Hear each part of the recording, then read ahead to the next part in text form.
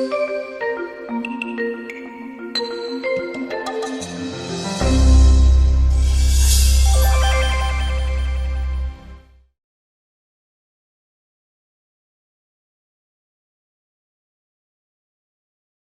my name is Melissa, and I am Co-Clinical Director for Health Promotion in Northern California. And today we're going to talk about bone health. I have Kim here, who's going to be helping me. And the reason we're talking about bone health is because it is May is Osteoporosis Awareness Month.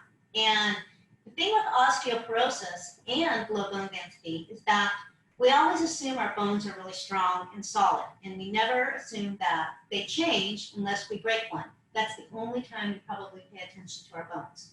But bones are they're just living like us. And they can actually, your bone status and your bones pretty much change. They remodel themselves every 7 to 10 years. So the bones you have today are not going to be the bones you have in 10 years. Which is great because that always gives you room for improvement. Now we build most of our bones strength and density up to about age 30. And then our bones, there's more remodeling or tearing down and less building. So what we want to do is, if you're under 30, be sure that you're doing as much as you can to build as much bone as possible. And if you're over 30, you want to make sure that you're preserving your bones. And you can do that in a number of ways. First, we can talk about food. Food is going to be, obviously a big player because we eat food for our bodies to use. There's also exercise. So we can talk about that, especially because all of you athletes out there are really good at exercising. And we want to make sure we're doing the exercises that both benefit the sport we do as well as our bones. So Kim, are you ready? You are. Yeah. Mm-hmm. All right. I'm ready. Sorry, I'm eating my taco while you talk. If everybody didn't notice the mess I have in front of me, Kim and I just made tacos for Cinco de Mayo, and they are delicious. So that's why we have everything out. But the good news is that a lot of the nutrients in tacos are also really good for our bones. So, Kim. I know you're supposed to have dairy because dairy is really good for bones, but I'm lactose intolerant, so I can't eat dairy. So what else is there that besides just taking a calcium pill that will help my bones? And is there more things than just calcium that are good for bones? Yes. Kim, this is amazing. Thank you so much. So the two biggest nutrients for bone health are calcium and vitamin D. Now, obviously, dairy is a go-to because it's so easy. There's a lot of calcium in a cup of dairy. And if you're not lactose intolerant, it's a good option for you, especially yogurt. Low-fat yogurt is really good for you. I want to point out that if, right here I have a low-fat Greek yogurt. Now, Greek is really great. It's a really good texture, so it helps a lot of people eat that better. Greek has more protein than calcium. So if you're looking for calcium, go for a regular yogurt. If you're looking for protein, Greek yogurt's the way you want to go. But there's also calcium in milk, and so you can do it that way. If you're like Kim and you're lactose intolerant, you can do all sorts of great things. There's leafy greens, which can be cooked to bring down the nutrients that are less good for Kim and bring up the calcium. You can also eat beans. Beans have protein, and when you cook them with seaweed, they can really boost the protein and the calcium level. You can have nuts, Kim. Do you like almonds? Yes, definitely. So there's a lot of good things in almonds. And then what you want to do with your calcium is you want to make sure you get vitamin D. And you can get that through a little bit of sunshine in the early mornings or in the late afternoons. But you need to be careful. You want to keep safe. Vitamin D is a really hard one to get, Kim. So you may want to talk to your doctor and think about a vitamin D supplement because it's in fortified products like orange juice sometimes has some dairy products, or you can find vitamin D in eggs a little bit, and there's certain mushrooms. So there's not a lot of foods that have vitamin D, but it's really important. It works real well with calcium. So let's see what else. I've got my list here. I'm going to just make the reference. Oh, another thing. Do you like salmon or sardines? Not sardines, but I like salmon. Okay. Well, salmon, especially with the bones, is very good. It has both vitamin D and calcium. So it's a win-win. If you like sardines, they're the same thing. The bones are even better for you. So that's a really. You eat salmon bones? I always take those out because they. No, we all do. But and you do have to be careful because, you know, if you have an issue with swallowing, sometimes they can be, you know, a little bit big.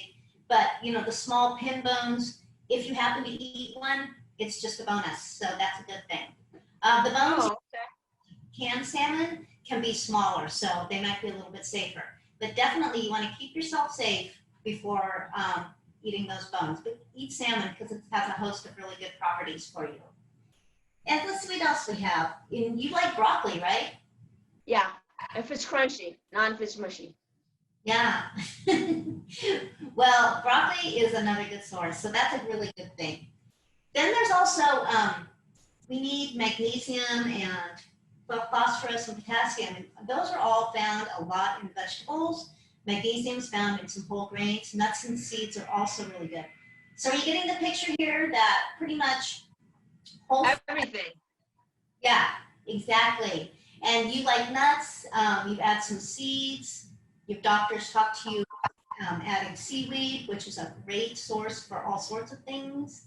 So if you eat a whole foods diet, you're going to be doing pretty good with all of your bone health nutrients. What about coconut yogurt? Is that good? Coconut yogurt, to my knowledge, does not have calcium in it unless they added it. Now, coconut is a good source of potassium. And like spinach, remember how we all talk about spinach? It's really good, you know, and it has a lot of calcium in it. But that spinach is not, calcium in spinach is not that bioavailable, but it also has magnesium, and that one is. So eating a mixture of fruits and vegetables and, you know, whole foods, you know, so even if one is kind of low in something and high in another, you're going to balance out by eating a variety. Eat that rainbow, like we always say, right? Now, if you don't get enough calcium, and this is something you need to talk to your doctor about, you can take a supplement. But what you want to do is understand how much dairy you're getting and how much calcium you're getting through your other foods, and then only take the supplement up to what you need. You want to be safe. And taking too much calcium can be bad for you, and it can be bad for your heart, and it can be expensive.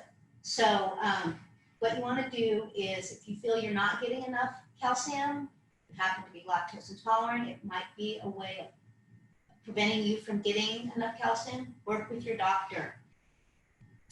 So what about exercise? Have you thought about what exercise is good for bone health? Impact, right? You're supposed to jump up and down and get that impact, because I don't know why, but they say if you do exercise like bicycling, that you need to do cross training to get the walking in to get the impact to make your bones strong. Absolutely. Perfect, Kim. So bike riding and swimming, while they are fantastic sports, they're great for building our muscles and, you know, building our lung stamina and getting exercise and maintaining our weight. They're not impact sports, like Kim just mentioned. So basketball, the jumping, you know, a lot of sports that require you to jump up and down are really, really good. But also lifting weights, because it's, you know, when you push, you know, to do a push-up or, you know, something like that, or you're doing a lunge, the body weight also counts as a weight-bearing exercise. So lifting weights is a great way. Now walking, which is another fabulous exercise is kind of in the middle between swimming and biking over here, and then basketball, jumping, track, and over here. So walking will help you maintain, but it won't help you build your bones. So this, Okay. I think that pretty much covers our quick and easy little bone health update. There's some resources that I will give Amanda where we can put them up online, some ideas for nutrients and some websites that if you want to go and get more knowledge, there's American Bone Health and National Osteoporosis Foundation. We'll give you those links. But yeah, just keep doing what you're doing, Kim, eating those whole foods, eating a rainbow of foods, and your bones should be good. Great. Thank you.